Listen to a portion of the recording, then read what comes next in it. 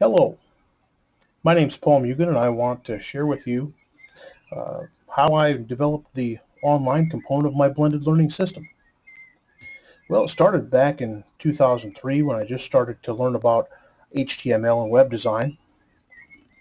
And from there, I began to realize how important an online presence would be for an educator. In 2007, I started my master's work in an online program through UW Stout and really enjoyed the online environment and asked myself, how can I bring the wonderful experiences I'm having online back to my classroom? And my own passion for blended learning was born, and I didn't even realize what it was yet. My master's degree in 2008, the study that I did tested blended learning in my own classroom. I compared a couple of classes taught the way I'd been trained to teach for years, compared that with uh, having a significant online portion. But it really wasn't until 2010 that I really found a need, a necessity for blended learning. Uh, Through 2008, 2009, certainly I'd had some disjointed units here and there, but in 2010 I had an extended absence that was going to cause me to be gone from school for about a month. And knowing that my school was going to have difficulty finding a sub, I needed a way for my students to use that time constructively and learn even though I wasn't there. And it worked. Having a blended learning online unit in my absence worked. And I began to think, what if I took my entire classroom to that place?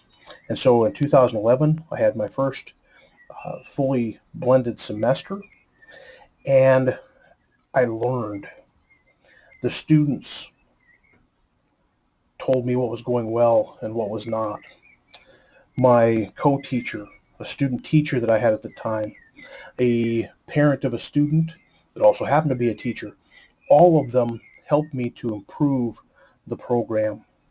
In fact, the student teacher that I had that year was paramount in helping me to bring a modular approach to my system. So 2011, 2012 was all about learning, adjusting. In that time, we added modular stages. We built in formative assessment quizzes. And this was significant because the formative assessment quizzes guided the students. It allowed the students a chance to learn from their failures, all in a systematic way that allowed me to keep them accountable for what I was asking them to do. So 2012, 2013, we are we went one-to-one iPads in 2012. We had to rework the website for the completely rework the website for the iPad. We added goals for each topic. And we're also building in new units of study as we go. Ecology, human evolution, animal behavior were all built in as we moved along. And then in 2013, realizing that we were having some success, I felt a great responsibility to begin to share this out with other educators, and gave my first presentation at iPad U in Cedar Rapids here at Grantwood AEA in July of 2013. From there, I've had a chance to present at the iTech in Des Moines, one-to-one institutes, the one-to-one conference at AEA 267 in Cedar Falls. Several classes have had me give presentations on blended learning at Wartburg College, and all of which helped me to bring the concepts of blended learning to other teachers. So where does that bring me to now? In 2014, 2015, I began to find other courses that would help me to continue to grow as a blended educator.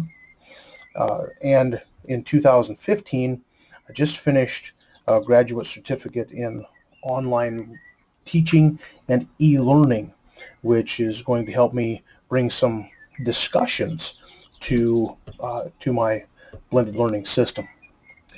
My greatest hope is that everyone that gets a chance to listen to this presentation chooses to try at least a blended learning unit, and let's see where it goes from there. Certainly, if there's any way I can be of assistance to you, just contact me through my website, and I'd be glad to answer any questions you might have. Thanks so much, and I hope you blend.